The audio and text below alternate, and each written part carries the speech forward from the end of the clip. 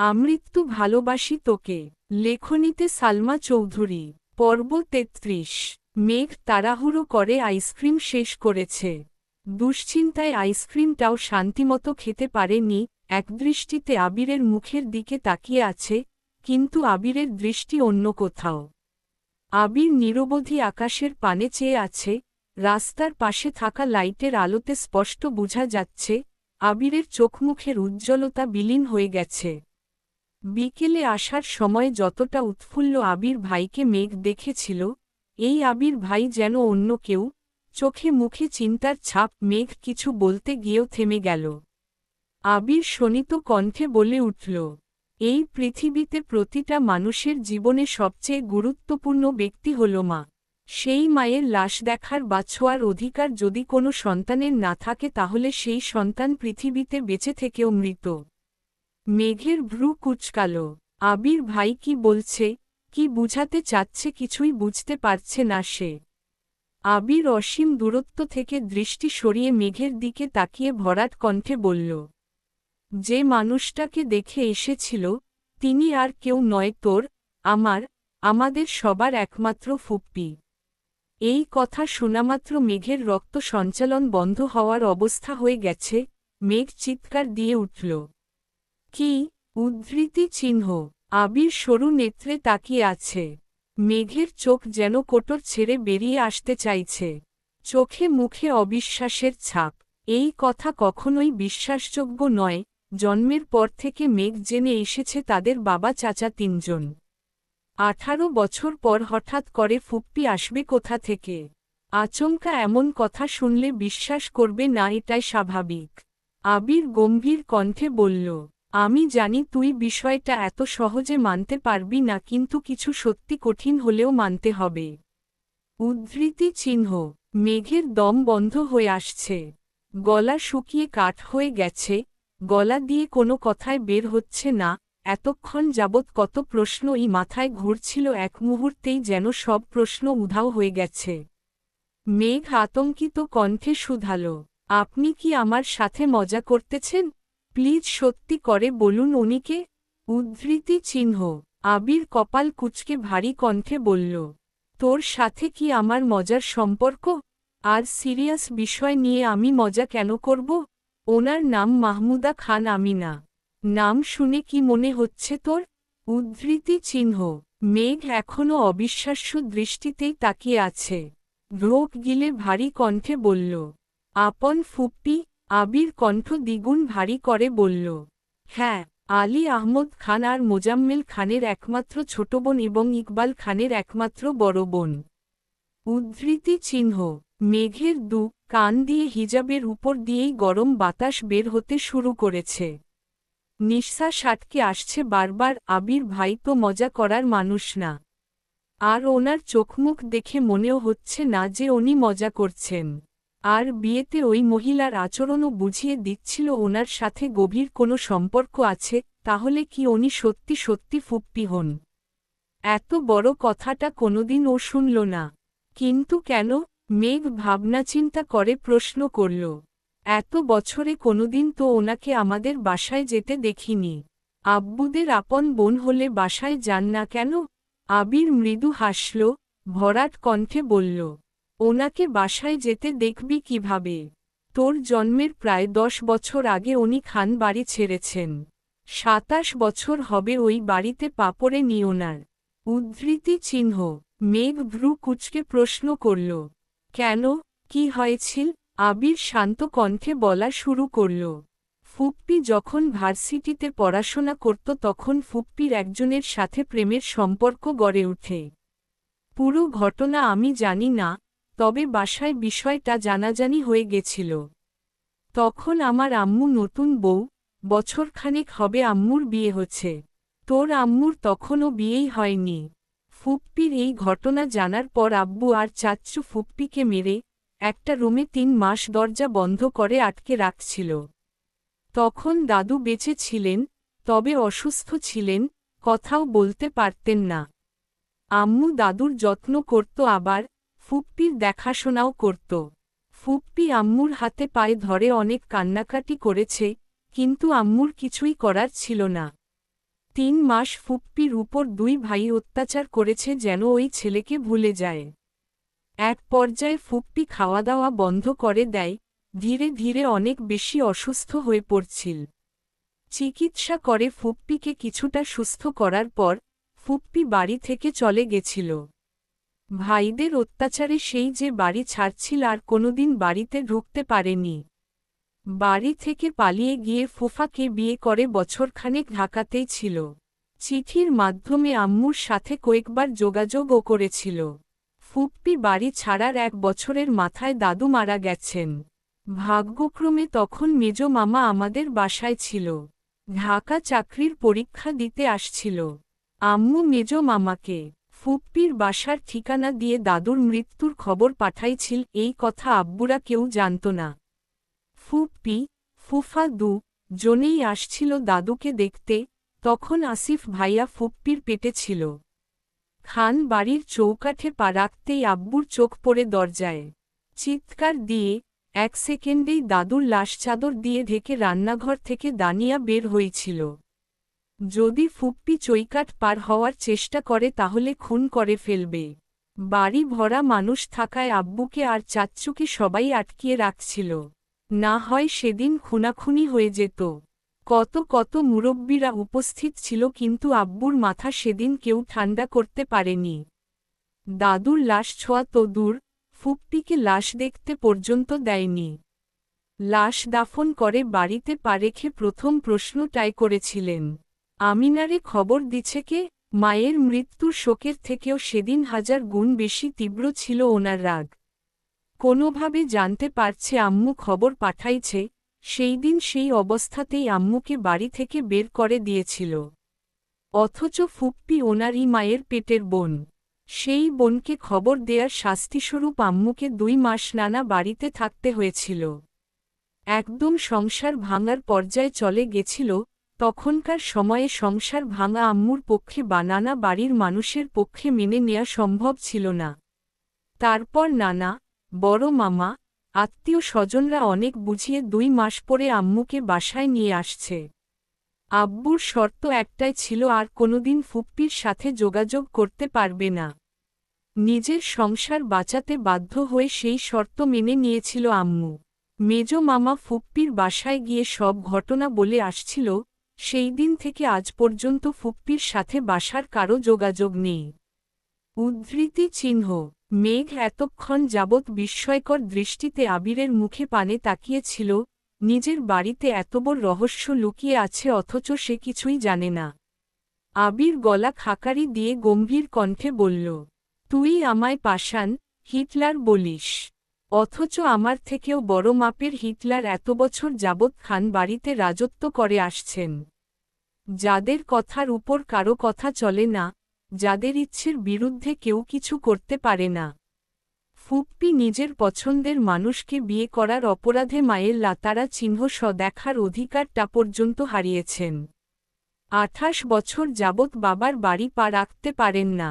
কতটা নিষ্ঠুর হলে মানুষ এমন কাজ করতে পারে? মেঘ দীর্ঘশ্বাস ছেড়ে প্রশ্ন করল, আপনি ফুপ্পিকে কিভাবে চিনেন? আবির শ্বাস ছেড়ে পুনরায় বলা শুরু করল, আমি ওনার সম্পর্কে জানতাম না। ছোটবেলা একবার আম্মু পুরাতন জিনিসপত্র বের করছিলেন, তখন একটা অ্যালবাম বের হয়েছিল। আমি অ্যালবামটা খুলে দেখছিলাম। আম্মু আব্বুর বিয়ের ছবি থেকে শুরু করে দাদা দাদুর, চাচ্চুর মোটামুটি অনেকের ছবিই ছিল। যেহেতু ছোট ছিলাম, আগ্রহ নিয়ে ছবিগুলো দেখছিলাম আর সবাইকে চেনার চেষ্টা করছিলাম। হঠাৎ কয়েকটা ছবি চোখে পড়ে। ছবিগুলো দেখে চিনতে পারছিলাম না বলে আম্মুকে জিজ্ঞেস করছিলাম। আম্মু কিছু বলার আগেই আব্বু রুমে চলে আসছিল। আব্বু আমার হাত থেকে অ্যালবাম নিয়ে আমায় পড়তে বসতে বলেন। আমিও চুপচাপ পড়তে চলে গেছিলাম, এই বিষয়ে আর ভাবিনি। তার কয়েক বছর পর, দেশ ছাড়ার আগে আব্বু আম্মুর কিছু কাগজপত্রের দরকার ছিল। আমি তখন আব্বুর ফাইলে কাগজ খুঁজছিলাম। তখন একটা ফাইল চোখে পড়ে। ওই ফাইলে সার্টিফিকেট, ছবি আরও কিছু কাগজপত্র ছিল। মাহমুদা খান আমিনা নামটা আমি প্রথমবার সেখানেই দেখছিলাম। বাবা মায়ের নামের জায়গায় দাদা দাদুর নাম লেখা ছিল। ছবিগুলো দেখে ছোটবেলায় অ্যালবামে দেখা ছবিগুলোর কথা মনে হয়েছিল। আমি সেখান থেকে একটা ছবি নিয়ে গেছিলাম। আম্মুকে একবার জিজ্ঞেসও করেছিলাম, কিন্তু আম্মু বলছেন আম্মু কিছু জানে না আর এই বিষয়ে যেন আর কোনোদিন কাউকে কিছু জিজ্ঞেস না করি। তখন কিছুদিন আমার মাথায় বিষয়টা ঘুরছিল। পরে ভাবছি হয়তো মারা গেছেন তাই আম্মু জানে না বা জিজ্ঞেস করতে না করেছেন। বিষয়টা সেখানেই ভুলে গেছিলাম, কিন্তু ছবিটা যে আমার কাগজপত্রের সাথে চলে গেছিল এটা আমি জানতাম না। ওইখানে গিয়ে ছবিটা দেখে ফেলতেও ইচ্ছে করছিল না তাই আব্বু আম্মুর ছবির সঙ্গে রেখে দিছিলাম, তবে কোনোদিন এই বিষয় নিয়ে ভাবি নাই। উদ্ধৃতি চিহ্ন। কথাগুলো শেষ করে আবির একটু থামল। মেঘ জিজ্ঞাসু চোখে চেয়ে থেকে আস্তে করে বলল, তারপর? উদ্ধৃতি চিহ্ন। গত বছরের শেষ দিকে জান্নাত আর আসিফ ভাইয়াকে নিয়ে একটু ঝামেলা হয়েছিল। তখন রাকিব আমাকে আসিফ ভাইয়ার ফেসবুক আইডি পাঠাইছিল। ওইখানে কভার ফটোতে একটা ছবি ছিল। কেন জানি আমার ছবিতে থাকা মহিলাটাকে খুব পরিচিত মনে হতেছিল। আমি রাকিবকে বলে আসিফ ভাইয়ার বায়োডাটা সংগ্রহ করি। ওইখানে আমি দ্বিতীয়বারের মতো নাম দেখি মাহমুদা খান আমিনা। সেদিন প্রথমবারের মতো আমি বর্ষর ধাক্কা খাইছিলাম। আমি সবকিছু খোঁজে সেই পুরনো ছবিটা বের করে বারবার ফেসবুকের ছবির সাথে মিলিয়েছিলাম, অস্থিরতায় সেদিন প্রায় মরতে বসেছিলাম। নিজের চোখকে বিশ্বাস করতে পারছিলাম না, বিশ্বাস করতে কষ্ট হচ্ছিল যে আমার একজন ফুপ্পি আছে, তাও আবার জীবিত।